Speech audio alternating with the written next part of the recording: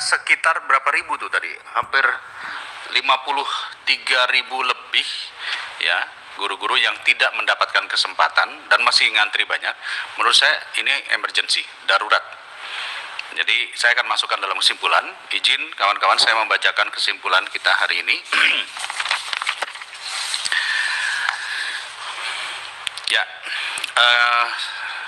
hari ini kita telah melaksanakan kegiatan rapat dengar pendapat Eselon 1 Kementerian Pendidikan, Kebudayaan, Riset, dan Teknologi yang dipimpin oleh Profesor Dr. Nunus Suryani, PLT Dirjen Guru dan Tenaga Kependidikan, Sekretaris Ditjen Guru dan Tenaga Kependidikan Kemendikbud, Tristek. Lalu kedua, Dr. Iwan Sahril, PhD, ya, tapi secara virtual, diwakili juga oleh Sesdirjennya, Pak Sutanto. Kesimpulan saya, langsung kepada kesimpulan, Komisi 10 DPR RI mengapresiasi penjelasan dari PLT Dirjen GTK Kemendikbud Tristek mengenai perkembangan seleksi guru ASN P3K tahun 2021 dan penjelasan skema seleksi GTK P3K tahun 2022 dengan bahan paparan sebagaimana terlampir. 2. Terhadap penjelasan PLT Dirjen GTK Kemendikbud Ristek RI, Komisi 10 DPR RI menyampaikan pandangan sebagai berikut. A.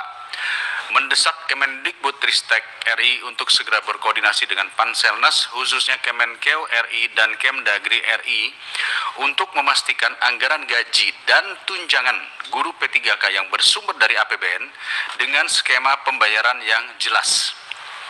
B.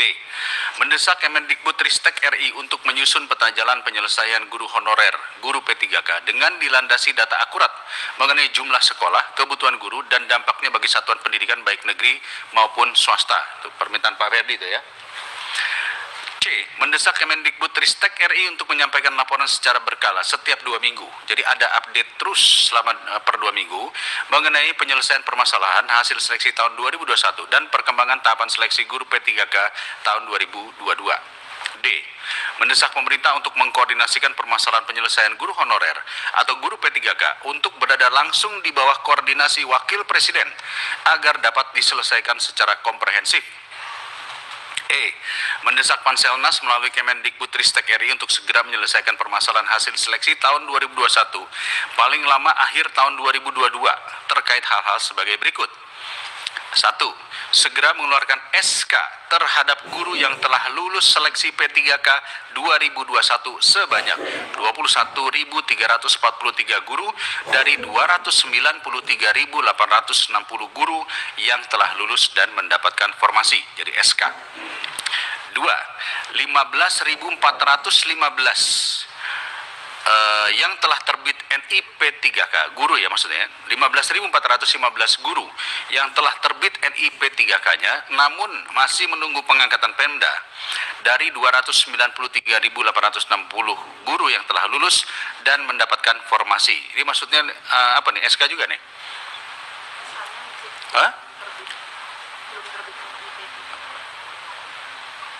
Bukan, mendesak Panselnas untuk menyelesaikan permasalahan permasalahan 15.545 guru yang telah terbit NIP 3K namun masih menunggu pengangkatan Pemda.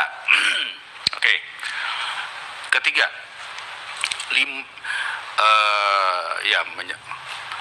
menyelesaikan 5.312 guru dalam proses verbal berkas untuk penerbitan NIP 3K dari 293.860 guru yang telah lulus dan mendapatkan formasi verbalnya ya.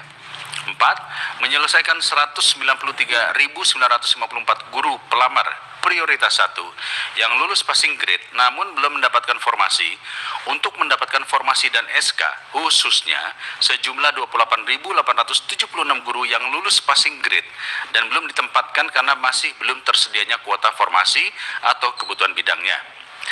3. Komisi 10 DPR RI mengharapkan jawaban tertulis terhadap pertanyaan yang disampaikan oleh anggota Komisi 10 yang belum terjawab paling lambat 10 November 2022 termasuk disajikan flowchart atau skema penyelesaian untuk 6 bulan ke depan. Ya, untuk poin yang ke B ini juga menurut saya harus ditekankan juga, yang poin penyelesaian guru honor P3K terutama yang swasta nih yang banyak sudah diberhentikan ini. Ya. Jadi bunyinya gimana nih? Saya persilakan kawan-kawan dulu untuk mengomentari. Ibu Dewi Kuryati. Oh, belum ya? Ini saya butuh yang tadi. 4. Hah? 4, coba lihat. 4. Nomor berapa, Bu? Ya, Pak. 4. Karena masalah di Bengkulu itu adalah sudah lulus passing grade tetapi belum punya formasi karena pemerintah daerahnya tidak mampu membayar tunjangan. Nah, itu kan juga bermasalah. Jadi harus ada solusinya. Dan mungkin bukan cuma di Bengkulu, itu dimanapun seperti itu kejadiannya. Ya, itu masuk di 2 ya kayaknya ya. Mendesak Kemendikbudristek untuk segera koordinasi dengan Panselnas, khususnya Kemenkeu RI dan Kemdagri untuk memastikan anggaran gaji dan tunjangan guru P3K. Jadi masuknya di situ, Bu. Tambahan kan gini, Ya, ini kan ada 169.000 yang lulus tapi belum dapat formasi. Terus kemudian yang 41.892 tidak tersedia formasi. Ini juga perlu penyelesaian ini. Di situ belum masuk. di poin berapa, Pak? Belum ada poinnya itu. Yang 41.000 ya. 41.892. Nah, itu ada kebutuhan tapi tidak ada formasi. Ini Oh, yang tidak lulus ya, yang tidak lolos ya. Itu ya. ya tidak lolos, ini tidak lolos. Padahal ada kebutuhan kan gitu. Kemudian Lolos, yang tapi ada 13.000 itu nomor 4 kan. Namanya yang nomor 4 itu ada yang tersedia formasi dan 13.000-nya tidak tersedia formasi. Saya kira ini rumusannya seperti apa ini? Ini juga yang harus diselesaikan. Nah, ini kan dari P1 disuruh P2 dan ada P3. Timeline-nya itu kalau yang dibuat di laporannya Prof. Nunu ini paling akhir Desember, betul kan? Tapi saya dapat laporan dari yang bersangkutan, guru honorer, masuk sistem dia diperintahkan untuk ikut tahun depan. Ya. Nah, ini diperintah oleh sistem ketika dia daftar. Jadi timeline yang benar yang mana? Ya, sih. Jadi yang ini yang tidak tersedia formasi ya, 41.000 ya. Coba silakan ditambahkan itu, di mana itu? Saya daftar juga koreksi Pak Dede. 876 itu kan sudah termasuk. Yang 24, 24876, 24876 dalamnya 13527 yang nggak ada formasi. Ini halaman bukan yang 24876. Ini yang 41.000 kan, Pak? Ya, Ya, itu 41.000 perlu koordinasi dengan Pemda Ya, betul. untuk dapat diangkat pada seleksi berikutnya. Ini itu 41.000. Kemudian dari 24.000 yang sudah ditulis di poin 4 itu, yang 11.000 sekian terbuka formasi mapel jabatan lain. Artinya harus berpindah mapel. Ya, ini pindah mapel dengan catatan dia harus punya. Nah, Sebetulnya ini linear itu agak menyesatkan itu kalau. Karena Prof, masalahnya slotnya yang sebelah sini bukan berpindah mapel belajar baru, tapi yang linear dengan ijazahnya. Seperti saya sampaikan, dulu ngelamar guru SMP IPA, jadi guru SD, padahal sekarang dia guru SD sebenarnya, gitu loh. Jadi sama-sama IPA bisa jadi guru kelas SD atau guru SMP. Kemudian yang 13.500 ini, Ya itu yang memang belum ada formasi. ini kan yang oversupply itu, Pak. Yang 13.000. Ya, tidak ada formasi ini. Tapi bukan berarti tidak bisa masuk ya. Artinya kebutuhan guru kan tiap tahun ada yang pensiun dan sebagainya, ya mereka ada. bisa masuk. Tapi bukan tahun ini, Kang Didi. Ya, baik. Berarti yang tahun ini yang 41.000 ini, Bu. Ya. Jadi kalau 41.000 mungkin rekomendasinya mendesak Kemendikbudristek berkoordinasi dengan Pemda untuk menyediakan formasi untuk 41.000. Ya. Sebetulnya saya yakin Kemendikbud ini surat edarannya nggak dianggap sama Pemda, Bu. Ya. Makanya tadi kita usulkan ini naik ke Wapres. Karena saya tahu kawan-kawan di Pemda juga mengatakan kita duitnya dari mana, kan kira-kira gitu. Bukannya mereka nggak mau ya, mereka tidak punya anggarannya. Nah, kalau Wapres yang mimpin, maka Kementerian Keuangan akan diperintahkan untuk menyiapkan anggaran tambahan. Itu sebetulnya kunci utamanya di situ. Tapi ini dulu, Pak Jainuddin sudah oke ini? Masuk ya, 41.000 ya? Yang lulus passing grade dan belum ditempatkan, masih belum tersedianya kuota penelitian dan masing-masing bukan koordinasi dengan Pemda. Timeline, soal timeline gimana itu? Timeline itu masuknya di... Peta jalan aja Pak. Saya boleh memperbaiki sekalian Pak. Untuk peta jalan itu kalimatnya. Ya, ya. Perlu dibuat peta jalan yang lebih pasti, termasuk alur penyelesaian masalah dan waktu. Jadi yang tadi yang bicara oleh Mbak Nunu Tanggil itu juga nanti diberikan, nggak apa-apa tahun depan. Bagi rakyat itu butuhnya kepastian, bukan Ya. bonen-bonen, rebosen. Jadi 2023 itu gelap, Pak. Iya. 2024 pasti, Pak. Jadi itu yang jadi Pak Dede, jadi dalam konteks peta jalan itu dibuat kita rinci, termasuk alur penyelesaian, terus Ya. kemudian pendanaan, terus kapan selesainya. Itu harus dibuat, dan itu resmi dikeluarkan oleh Kemendikbudristek Dikti sebagai leading sektor. Soalnya berani apa enggak? Ya. Jadi yang di poin B itu ya, tambahannya adalah mendesak Kemendikbudristek untuk menyusun peta jalan penyelesaian guru honorer yang pasti dengan timeline alur penyelesaian permasalahan dengan dilandasi data akurat mengenai jumlah sekolah, kebutuhan guru, dan dampaknya bagi satuan pendidikan baik negeri maupun swasta. Pak Jainuddin di situ posisi timeline itu, Pak. Jadi dikeluarkan timeline kita bulan sekian sampai bulan sekian adalah ini, bulan sekian sampai bulan sekian adalah ini, gitu. Ini peta jalan ini, Kang Dede, apakah harus diingatkan gitu? Artinya dari awal itu ada koordinasi dengan pemerintah daerah. Ya, itu. Jadi bukan udah ketuk palu dulu, perintah, baru pemerintah daerah diajak bicara. Setuju, Bu. Ini kalau Setuju. begini terus, tadi saya katakan, kita otonomi daerah di era reformasi ini kita harus hayati. Memang berbeda alamnya. Pemerintah pusat sekarang harus bisa berbicara dengan pemerintah daerah, karena tata negara kita sekarang begitu.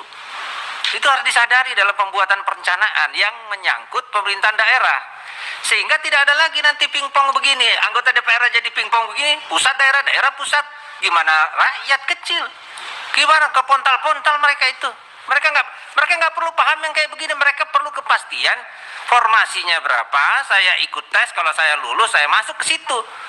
Jangan udah lulus tes terus nggak tahu kemana. Gimana ini kalau dibicara dicampurkan di PBB, mungkin di PBB ditepuk tangani lagi.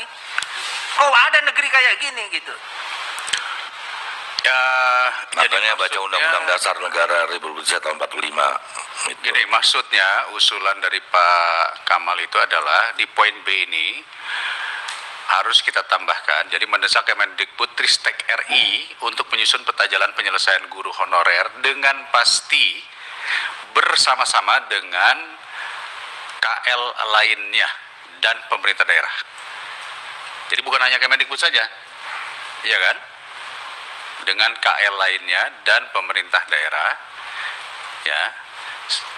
Nah, dengan timeline alur penyelesaian dan seterusnya. Begitu Pak Kamal ya. Alurnya juga Pak, alur. Jadi alur itu gini, alur penyelesaian. Jadi kalau tahapan yang misalnya tadi 14.000 kata Mbak Nunu tadi, itu selesai apabila gitu. Jadi ada yang bisa selesai, ada yang bisa lanjut, ada yang bisa berhenti dulu kan gitu. Ya alurnya. Itu ada kan alur. Ya. Alur. Ketua. Kang Dede, Pak Ketua. Ya Bang Saya Andreas. mau biar nggak terpotong. Oh ya oke Pak Jainuddin. Jadi kalau saya berharap 193.954 itu sebagai Baik. guru pelamar P1 sesuai dengan timeline yang dibuat Prof Nunu halaman 18, yaitu 193.000 itu ya selesai tahun ini. Jadi bukan peta jalan perpanjang Tahun ini? Desember. Iya tahun ini Desember halaman 18. Tahun ini kan yang 41.000 saja Pak yang harus diselesaikan nih. Dari 193. Iya, tapi semua proses yang terkait 193.000 ini memang ada dua kategori ya. Ya, yang tidak lolos. Yang tidak tersedia formasi, baik yang terdapat kebutuhan dan yang tidak, ini semua itu diselesaikan Desember. Karena bunyinya ini loh, pengangkatan 193.954 guru bahasa Inggris 2021, kemudian pelaksanaan penilaian kesesuaian, ketiga pelaksanaan seleksi tes. Nah ini nomor 1, 2, dan 3 itu asumsinya Desember siap. Kementerian siap nggak ini Bu? Seperti yang tadi Pak Ferdi sampaikan Pak, ada yang bisa yang 41.000 ini tidak bisa tahun ini. 41.000 tahun ini. Tidak bisa tahun ini. Tidak bisa tahun ini. Ya. Ini begini. Nah, ini juga Begini, harus jelaskan. Pak Jainuddin, memang kalau kita paksa beliau saat ini pun, ini kan harus koordinasi dengan Pemda. Iya. Tapi sebaiknya memang kita meminta adalah mendesak yang P1 ini diselesaikan, tahun ini diselesaikan, apapun caranya. Tetapi kalau timeline, memang itu harus dijelaskan, karena timeline itu jelas, mau bulan Maret, mau bulan Februari, mau bulan apa, tapi jelas outputnya. Ya, ini beliau ini saya yakin pasti mau ngirim surat edaran atas nama PLT Dirjen pun juga nggak akan dianggap oleh daerah. Daerah ujung-ujungnya nggak ada duitnya, makanya Nah itu harus kita angkat ini pada level yang lebih atas lagi, Pak. Pak Andreas. Ya, kalau bicara timeline kan sejak awal sebenarnya. Ketika Pak Menteri dulu juga menyampaikan ini kan sudah ada timeline sampai dengan tahun ini, tahun depan. Nah, saya kira sekarang kan kita menghadapi banyak kendala-kendala yang terjadi. Dan saya punya keyakinan benar-benar bahwa Kemdikbud pun ingin menyelesaikan masalah ini secepat-cepatnya. Dan dari tadi kan Ibu menjelaskan, saya lihat betul bagaimana detailnya penjelasan itu. Tapi kan kendalanya itu kan ada di tiap titik ini. Ya, di dua titik besar yaitu daerah dan juga kita duga keuangan kan, itu kan dua titik persoalan. Dan secara administratif ada di PAN atau di BKN, BKD juga di daerah. Dan itu yang kita temukan, memang itu yang kita temukan. Sehingga kalau di poin 2 itu kita kembali pada rumusan ini, saya kira mendesak supaya berkoordinasi dengan daerah supaya secepatnya membuat itu timeline mana yang kita bisa selesaikan lebih dulu.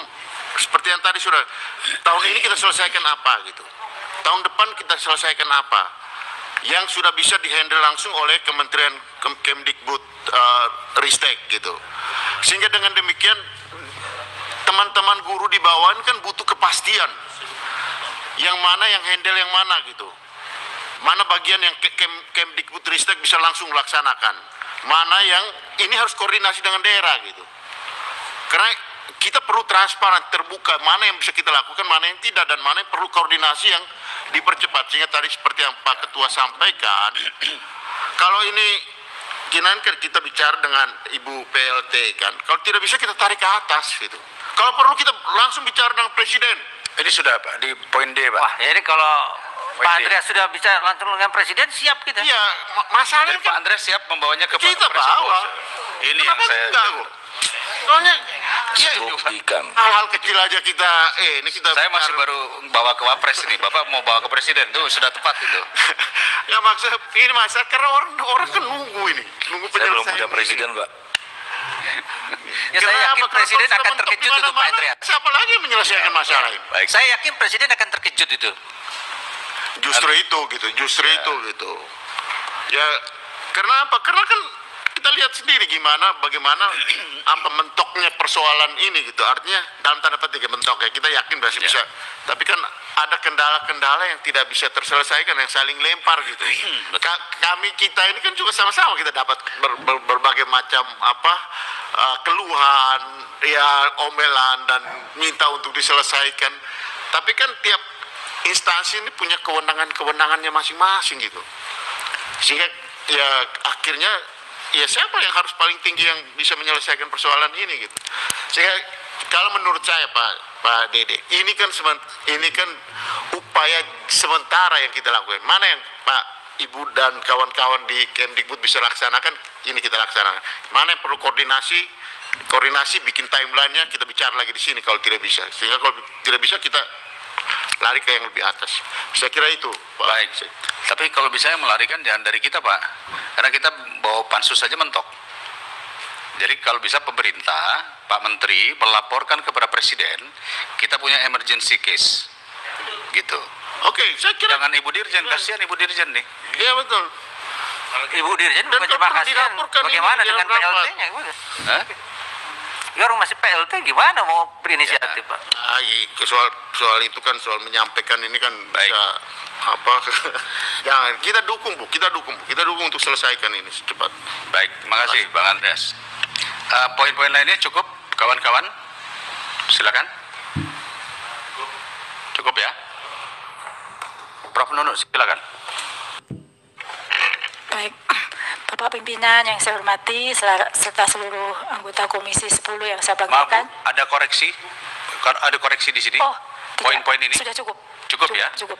Jadi saya hanya ingin memberikan gambaran bahwa masalah ini adalah masalah koordinasi yang pertama. Kedua, masalah soal uang pendanaan. Berarti ini masalah DAU dan DAK yang kita perlu tahu. Karena banyak daerah yang mengatakan, betul kami mendapatkan gajinya dari DAU. Tetapi tunjangannya pun sama besarnya dengan nilai DAU tersebut. Nah itu yang beban buat mereka. Ya. Sehingga ini pasti harus pada level koordinasi yang lebih tinggi tingkatannya. Ya. Ini setuju Bu ya? Ya. Bahwa timeline itu adalah tugas dari Kemendikbud untuk Siap. menyelesaikan. Kalau sudah tidak ada, saya kembalikan kepada Ibu lagi. Silakan Ibu.